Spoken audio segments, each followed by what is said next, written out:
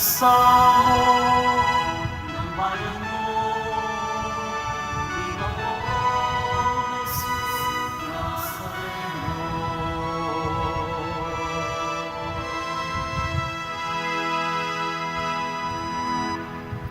Simulan po natin ang pagdiriwang sa ngalan ng Ama at ng Anak at ng Espiritu Santo. Amen. Ang pagpapala ng ating Panginoong Hesukristo, ang pag-ibig ng Diyos Ama, at ang pagkikipagkaisa ng Espiritu Santo, naway sumainyong lahat. At sumaiyo rin. Mga kapatid, tayo pong lahat ay nagkakatipon bilang isang mag-anak ng Diyos sa pagdiriwang ng banal na Eukaristiya. At upang tayo po ay maging karapat-dapat gumanap sa banal na pagdiriwang na ito, alalahanin po natin ang ating mga pagkukulang at nagawang pagkakasala. At buong kababaang loob po tayong humiling ng awa at pagpapatawad mula sa Diyos.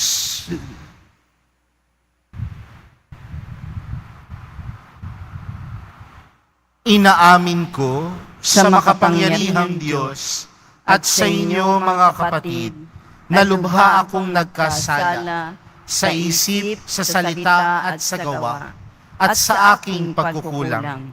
Kaya isinasamo ko sa mahal na Birheng Maria, sa lahat ng mga anghel at mga banal, at sa inyo mga kapatid, na ako'y ipanalangin sa Panginoong ating Diyos.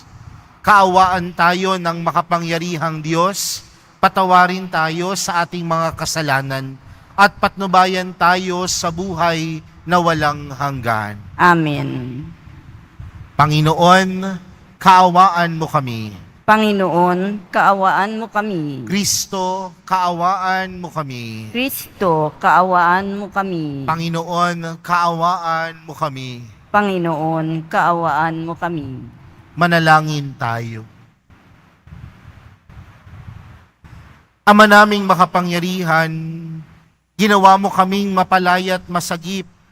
Dinggin mo ang aming nagmamakaawang tinig at gawin mo kaming iniligtas ng dugong dumanak sa mahal mong anak, ay makapamuhay sa iyong pamamagitan at makasapit sa iyong maligaya at matiwasay. Sa pamamagitan ni Jesucristo, kasama ng Espiritu Santo, magpa sa walang hanggan. Amen. Magsiupo muna ang lahat. Pagbasa mula sa mga gawa ng mga apostol. Noong mga araw na iyon, nang dumating si Pablo sa Antioquia ng Pisidia, siya ay pumasok sa sinagoga at sinabi, "Mga kapatid kong mula sa lahi ni Abraham, at mga taong may takot sa Diyos. Tayo ang pinadalhan ng balitang ito tungkol sa kaligtasan. Hindi kinilala ng mga naninirahan sa Jerusalem at ng kanilang mga pinuno na si Kristo ang tagapagligtas. Hindi rin nila inunawa ang mga hula ng mga propeta na binabasa tuwing araw ng pamamahinga. Ngunit sila na rin ang nagsakatuparan ng hulang iyon, nangatulan nila ng kamatayan si Jesus. Bagamat wala silang sapat na katibayan para siya'y hatulan ng kamatayan, hiniling pa rin nila kay Pilato na siya'y ipapatay. At nang matupad na nila ang lahat ng nasusulat tungkol sa kanya, ibinaba nila ito sa krus at inilibing.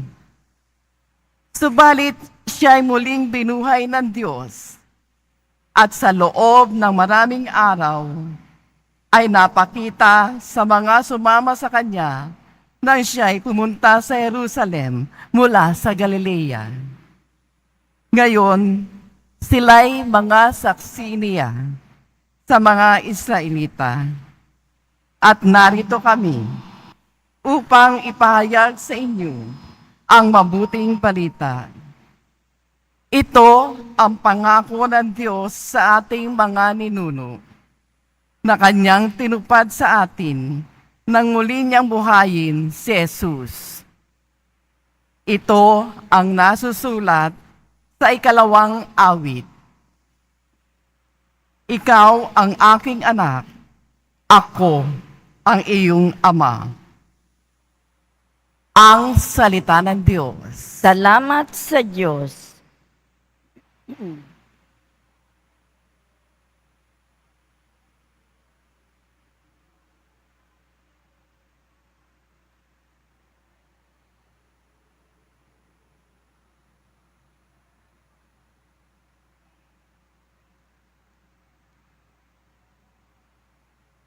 Anak ng Diyos kailanman, sa simula pa'y sumilang.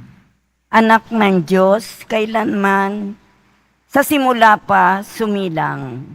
Tungkol sa akin ay sinabi ng poong Diyos, sa bundok kong mahal, sa tuktok ng Siyon, aking iniluklok ang haring marangal. Ganito ang sabi ng lingkod ng poon na hari sa Siyon. Aking ihahayag ang ipinag-utos nitong Panginoon. Ikaw ang anak kong pinakamamahal, at magmula ngayon, ako namang ito ang giliw mong ama sa habang panahon. Anak ng Diyos, kailanman, sa simula pa sumilang. Hihin mo sa akin ang lahat ng bansa at ibibigay ko. Anumang narito sa buong daigdig ay magiging iyo. Pamamahalaan mo ng kamay na bakal ang lahat ng ito. Tulad ng palayo, durugin mo sila sa mga kamay mo. Anak ng Diyos, kailanman, sa simula pa sumilang. Kayong mga hari at tagapamuno sa lahat ng bansa, mag-ingat kayo at magpakabuti sa pamamahala. Ang Panginoong Diyos, inyong paglingkurat, katakutang lubha. Anak ng Diyos, kailanman, sa simula pa sumilang. Magsitayo na po ang lahat.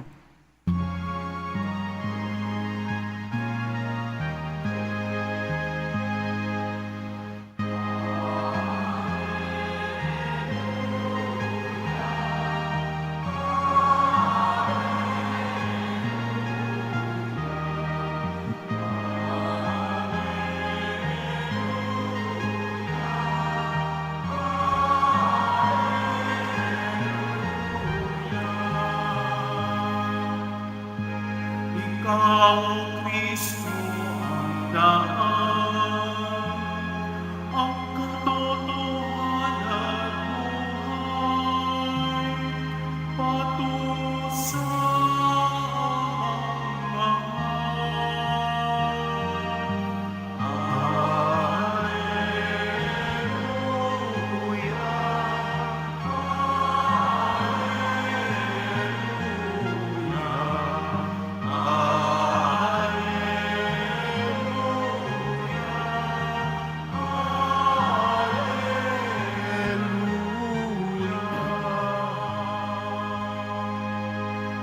Sumainyo ang Panginoon. At sumaiyo rin. Ang mabuting balita ng Panginoon ayon kay San Juan. Papuri sa iyo, Panginoon. Noong panahong iyon, sinabi ni Jesus sa kanyang mga alagad, "Huwag kayong mabalisa. Manalig kayo sa Diyos at manalig din kayo sa akin. Sa bahay ng aking ama ay maraming silid. Kung hindi gayon, sinabi ko na sana sa inyo, at paroroon ako upang ipaganda ko kayo ng matitirhan. Kapag naroroon na ako at naipaghanda kayo ng matitirhan, babalik ako at isasama kayo sa kinaroroonan ko. At alam na ninyo ang daan patungo sa pupuntahan ko." Sinabi sa kanya ni Tomas, "Panginoon, hindi po namin alam kung saan kayo pupunta. Paano naming malalaman ang daan?" Sumagot si Jesus, "Ako ang daan, ang katotohanan at ang buhay. Walang makapupunta sa Ama, kundi sa pamamagitan ko." ang mabuting balita ng Panginoon. Pinupuri ka namin, Panginoong Heso Kristo. Magsiupo muna ang lahat. Nasubukan nyo na po bang tanungin ang inyong sarili kung ano po ba ang mga kinakatakutan natin sa ating buhay? Marahil ang isang bagay na kinakatakutan po natin ay kamatayan. Ang marahil ang ilan, ang isang bagay na kinakatakutan ay magkaroon ng malubhang sakit. Ang iba naman, marahil ang katakutan nila ay mawalan sila ng hanap buhay, mawalan sila ng pera. Pero may mga tao din na marahil ang kinakatakutan ay hiwalayan sila ng kanilang nobyo o kaya ng nobya nila. Marami tayong kinakatakutan sa buhay na ito.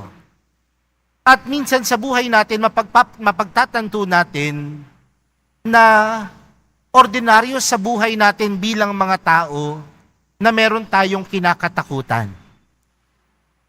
Bakit ko sinisimulan sa ganitong pamamaraan ang ating pagninilay sa gabing ito?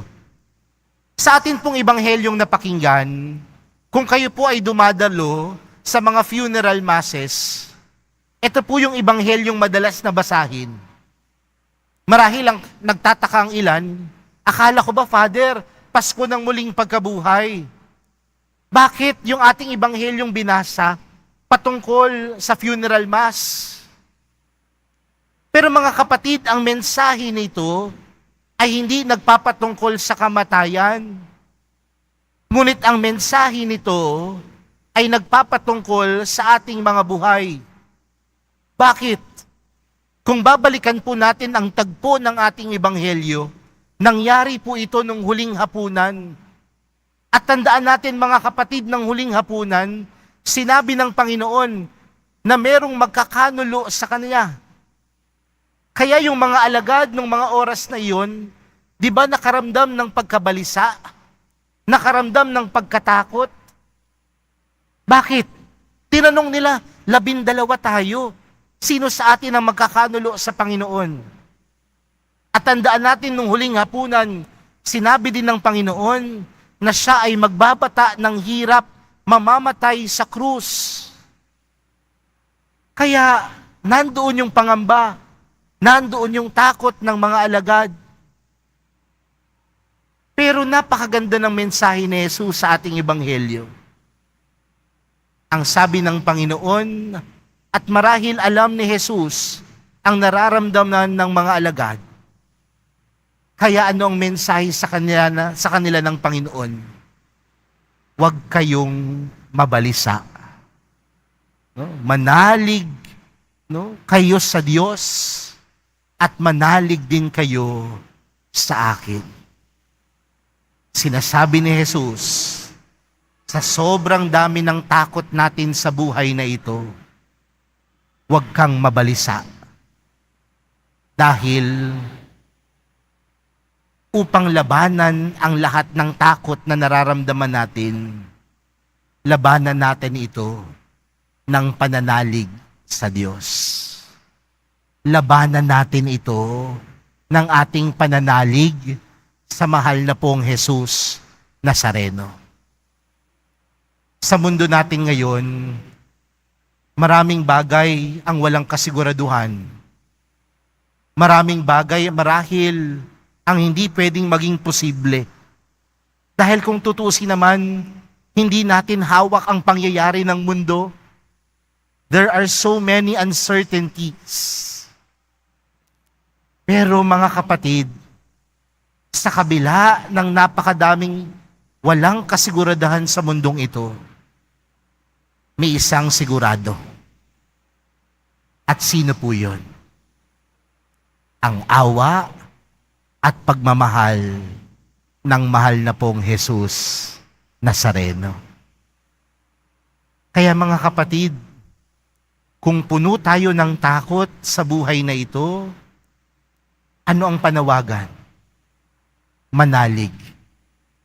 At lahat ng nanalig kay Jesus, kailanman hindi niya pinabayaan.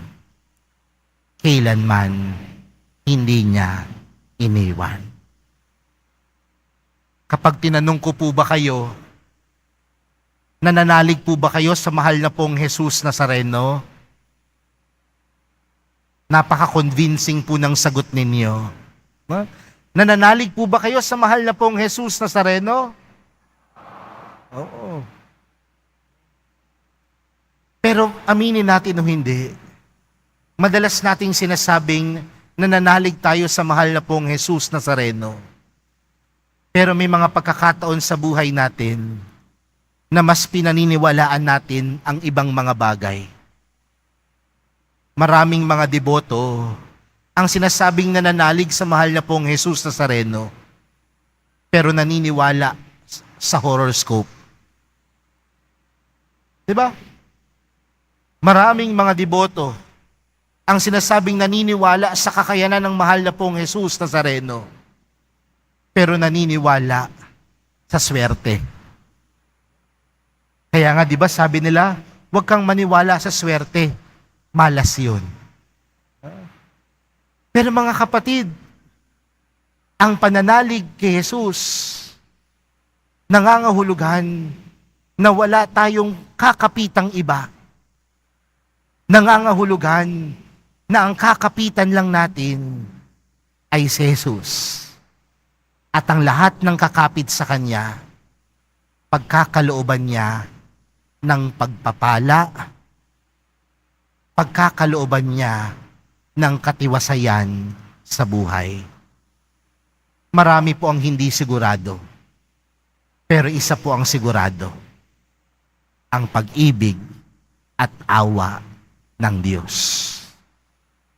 Kaya nga kung meron man tayong isang bagay na pwede nating katakutan, sana po katakutan natin na mawala yung ating pagtitiwala sa Diyos. At yun po marahil ang pinaka-nakatatakot. Pero tandaan natin, ang ating pagtitiwala sa mahal na pong Jesus Nazareno ay pagpapaalala sa atin na kaya niyang labanan ang lahat ng takot sa ating buhay. Kaya sa pagpapatuloy po ng ating banal na misa para sa araw na ito, hilingin po natin sa Panginoon, hilingin natin sa mahal na pong Jesus Nazareno na bigyan niya tayo ng lakas, inspirasyon upang patuloy tayong manalig sa Kanya. Ang lahat ng nananalig sa Kanya, aalisin ang lahat ng takot. Ang lahat ng nananalig sa mahal na pong Jesus Nazareno, pagkakalooban niya, hindi ng swerte, kundi pagkakalooban niya ng pagpapala at biyaya. Amen. Magsitayo na po ang lahat.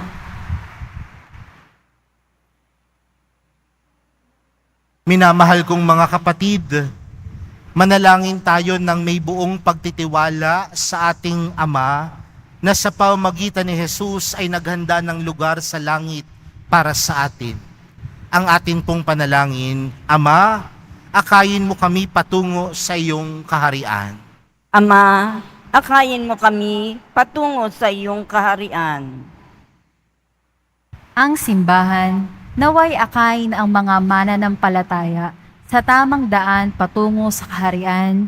Manalangin tayo. Ama, akayin mo kami patungo sa iyong kaharian. Ang mga naglilingkod sa pamahalaan, naway maging mga buhay at mabisang kasangkapan sa pagbabago ng ating lipunan. Manalangin tayo. Ama, akayin mo kami patungo sa iyong kaharian. Ang mga naliligalig dahil sa mga alalahanin tungkol sa pananalapi at mga material na bagay, naway makatagpo ng kanlungan sa mapagpalang pangangalaga ng Panginoon. Manalangin tayo. Ama, akayin mo kami patungo sa iyong kaharian. Sa kahinaan ng ating mga katawan at kaluluwa, naway higit pa tayong umasa sa Diyos na nagnanais na pagkalooban tayo ng lubos at mananatiling kagalingan. Manalangin tayo. Ama, akayin mo kami patungo sa iyong kaharian. Ang mga namayapa, naway makalaya sa mga ligalig ng mundong ito at magtamasa ng walang hanggang kapanatagan, manalangin tayo. Ama, akayin mo kami patungo sa iyong kaharian. Ama naming nasa langit, lubin mo na laging nakatuon ang aming mga mata sa iyong tahanan, kung saan inaasam naming manirahan sa piling mo, magpasawalang hanggan. Hinihiling namin ito sa pamagitan ni Kristo na aming Panginoon. Amen. Magsiupo muna ang lahat.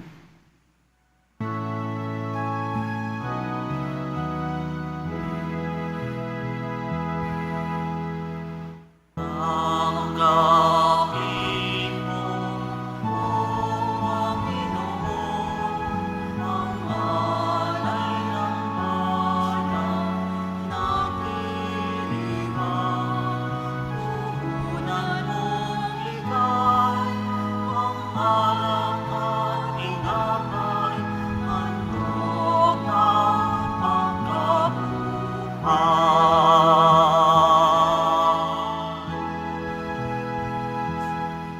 Pinupuri kita, sapagkat ako'y tinigas. Mga kaaway di makuha matuwa mula sa libingan.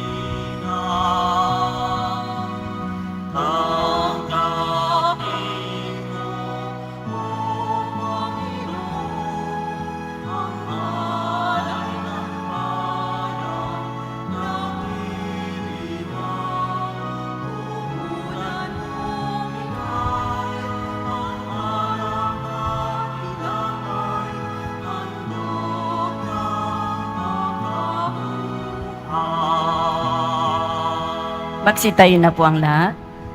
Manalangin kayo mga kapatid upang ang paghahain natin ay kalugdan ng Diyos, Amang makapangyarihan. Tanggapin nawa ng Panginoon itong paghahain sa iyong mga kamay, sa kapurihan niya at karangalan, sa ating kapakinabangan at sa buong sambayanan niyang banal. Ama naming lumikha, tanggapin mo at kalugdan ng mga alay na iyong angkan, upang sa tulong ng iyong paglingat at pagsubaybay, ang bigay mo sa aming puhunan na hindi masayang, kundi tumubo pa ng mga kaloob mong walang katapusan. Sa pamamagitan ni Jesucristo, kasama ng Espiritu Santo, magpa sa walang hanggan. Amen. Sumainyo ang Panginoon. At sumaiyo rin. Itaas sa Diyos ang inyong puso at diwa. Itinaas na namin sa Panginoon. Pasalamatan natin ang Panginoong ating Diyos. Marapat na siya ay pasalamatan. Ama naming makapangyarihan, tunay ngang marapat na ikaw ay aming pasalamatan. Ngayong ipinagdiriwang ang paghahain ng Mesiyas, ang maamong tupa na tumubos sa aming lahat. Siya'y talagang maaasahan at ang katapatan niya sa pananagutan ay siyang bumago sa dating pamumuhay sa sangkatauhang namihasa sa pagkasalawahan. Ang dangal ng tao ay ganap na itinampok upang mamana namin sa pakipagkapatid kay Jesus. Kaya kaisa ng mga anghel na nagsisiawit ng papuri sa iyo, nang walang humpay sa kalangitan, kami nagbubunyi sa iyong kadakilaan.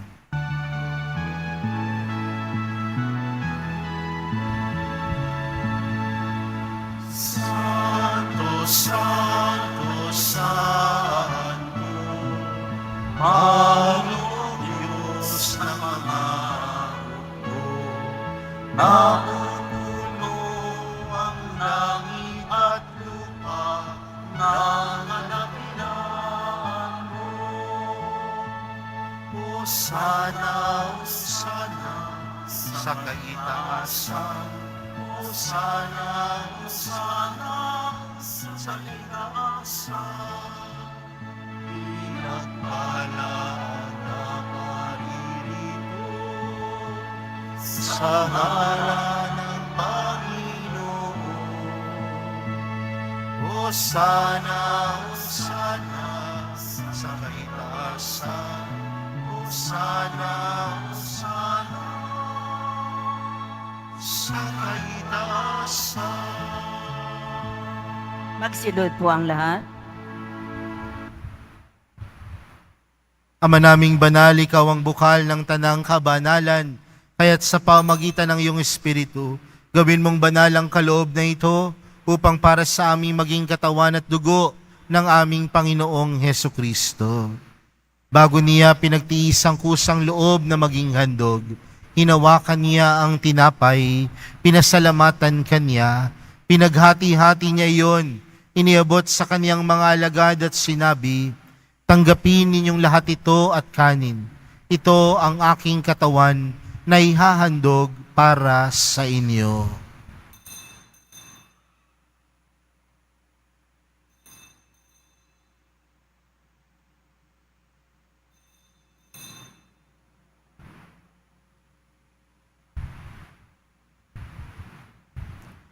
Gayon din naman noong matapos ang hapunan, hinawakan niya ang kalis. Muli kaniyang pinasalamatan. Iniabot niya ang kalis sa kaniyang mga alagad at sinabi, "Tanggapin ninyong lahat ito at inumin. Ito ang kalis ng aking dugo, ng bago at walang hanggang tipan. Ang aking dugo na ibubuhos para sa inyo at para sa lahat, sa ikapagpapatawad ng mga kasalanan. Gawin niyo ito sa pag-alala sa akin."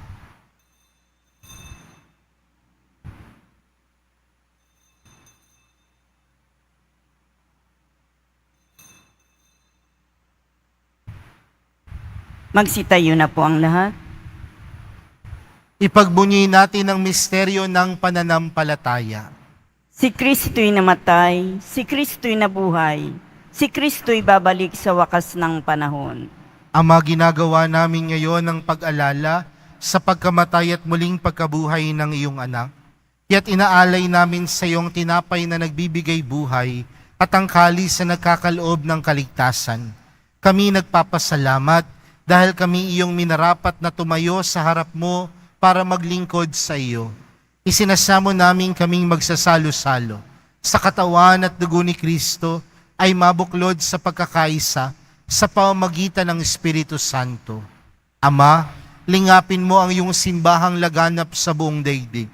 Puspusin mo kami sa pag-ibig. Kay San Francisco na aming Papa at ni Jose na aming Obispo at ng Tanang Kaparian. Alalahanin mo rin ang mga kapatid naming nahinlay nang may pag-asang sila'y muling mabubuhay, gayon din ang lahat ng mga pumanaw. Kaawaan mo sila at patuloyin sa iyong kaliwanagan.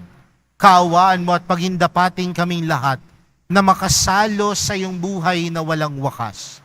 Kaysa ng mahal na Birheng Maria, na ina ng Diyos, ng kabiyak ng puso niyang si San Jose, kaysa ng mga apostol at ng lahat ng mga banal na namuhay dito sa daigdig ng kalugod-lugod sa iyo.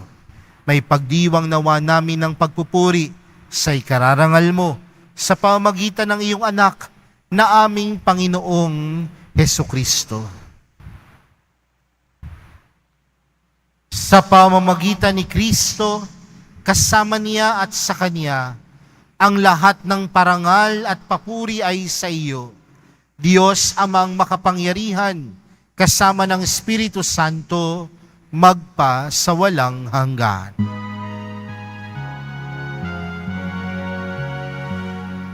Amen, amen, amen. Amen, amen. Amen, amen.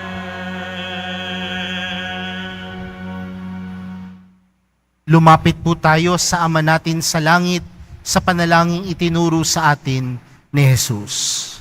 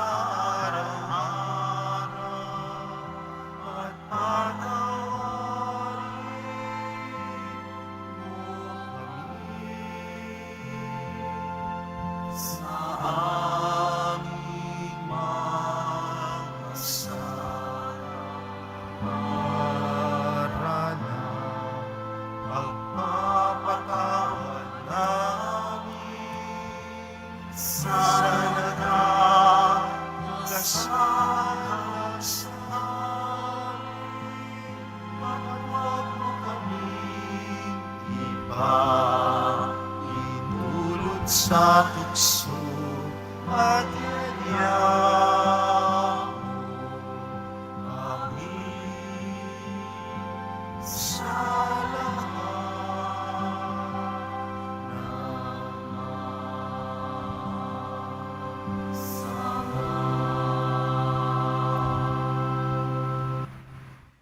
Inihiling po namin kami adyas sa lahat ng masama, pagkalooban ng kapayapaan araw-araw, iligtas sa kasalanan at ilayo sa lahat ng kapahamakan, samantalang aming pinananabikan ang dakilang araw ng pagpapahayag ng tagapagligtas naming si Jesucristo.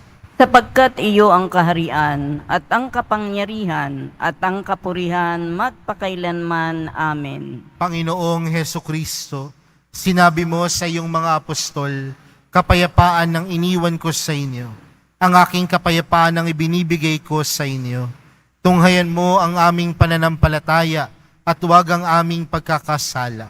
Pagkalooban mo kami ng kapayapaan at pagkakaisa ayon sa iyong kalooban, kasama ng Espiritu Santo, magpa sa walang hanggan. Amen. Ang kapayapaan ng Panginoon ay laging sumainyo. At sumaiyo rin. Magbigayan po kayo ng kapayapaan sa isa't isa. Kordero ng Diyos na nag-aalis ng mga kasalanan ng sanlibutan, maawa ka sa amin. Kordero ng Diyos na nag-aalis ng mga kasalanan ng sanlibutan, maawa ka sa amin. Kordero ng Diyos na nag-aalis ng mga kasalanan ng sanlibutan, ipagkaloob mo sa amin ang kapayapaan. Magsiluhod po ang lahat.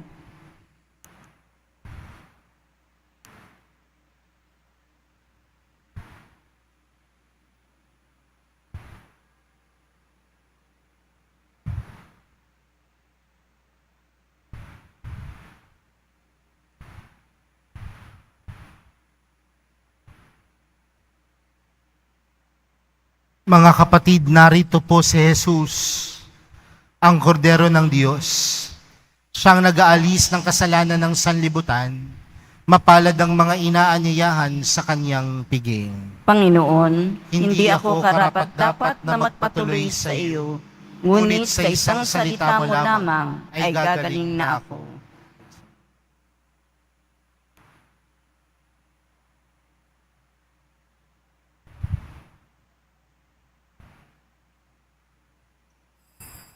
Para sa lahat ng tatanggap ng banal na komunyon, sasagot po tayo ng amen pagkasabi ng pari o ng lay minister ng katawan ni Kristo at isubo agad sa bibig bago umalis sa harapan ng pari o lay minister.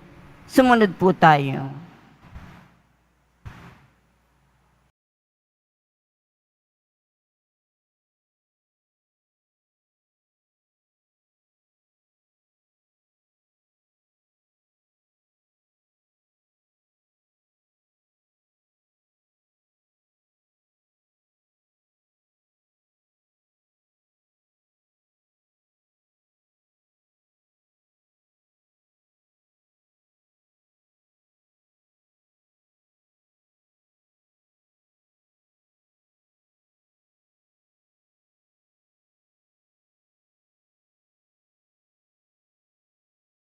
Maraming salamat po sa inyong pagdalaw at pagsisimba sa Basilica Minor at Pambansang Dambana ni Jesus Nazareno.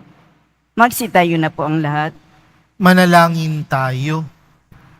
Ama naming mapagmahal, ipagpatuloy mo ang iyong matapat na pagsubaybay sa iyong mga dinudulutan ng kaligtasan upang ang mga pinagpakasakit na sagipin ng iyong anak ay makinabang sa pagkabuhay niyang nagbibigay galak. Sa pamamagitan niya, kasama ng Espiritu Santo, magpa sa walang hanggan. Amen. Sumainyo ang Panginoon. At sumaiyo rin. Mahal na pong Jesus Nazareno, inihayag mo sa pamamagitan ng krus ang walang maliw na pag-ibig ng Diyos sa sangkatauhan. Pakinggan mo ang kahilingan ng iyong angkan na nagsusumamo sa iyo. Makamtanawa nila ang iyong katugunan at tanggapin ang kasagutan na may utang na loob na tinatanaw. Basbasan din po ninyo ang mga dala-dala nilang mga imahin at dasalan. Sa pamamagitan ng bendisyon na ito, Naway maalala nilang mga pangako nila noon sa binyag, na ikaw ang kanilang iibigin at paglilingkuran bilang Panginoon, magpa sa walang hanggan. Amen. At pagpalain po kayong lahat ng makapangyarihang Diyos, Ama, Anak, at ng Espiritu Santo. Amen. Humayo kayong taglayang kapayapaan ng Poong Jesus Nazareno. Salamat sa Diyos.